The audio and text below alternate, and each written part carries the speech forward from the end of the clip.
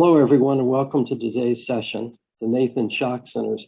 My name is Stephen Austad, and I'm the co-director of the Nathan Shock Centers Coordinating Center, along with Stephanie Letterman of the American Federation of Aging for Aging Research.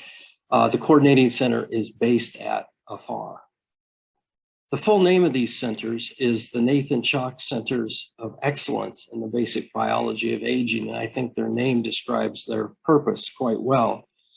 The original purpose was to provide state-of-the-art resources to enhance the research of institutions that already had well-developed aging programs in basic biology of aging. And the emphasis on basic biology was no accident because the NIA had a complementary program, the Claude Pepper Older Americans Independence Program, which focused on clinical research. So the Shock Centers and the Pepper Centers really had complementary purposes.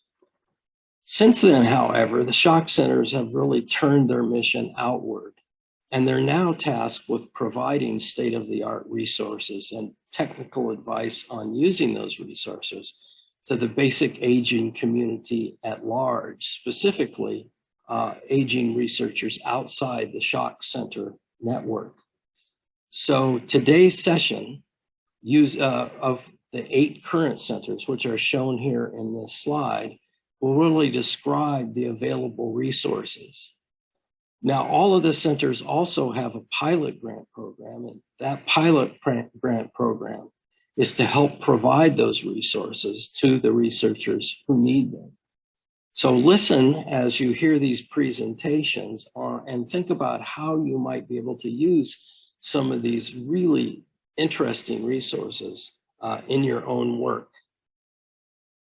One other thing I'd like to mention before I stop and turn things over to Matt Kaberlein is that the Shock Centers have all described their resources in detail in a forthcoming special issue of Age's journal, Geroscience.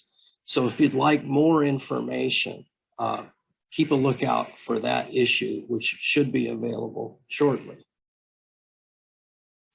I'd like to now turn things over to Matt Kaberlein, who will introduce today's speakers. Thanks for your attention.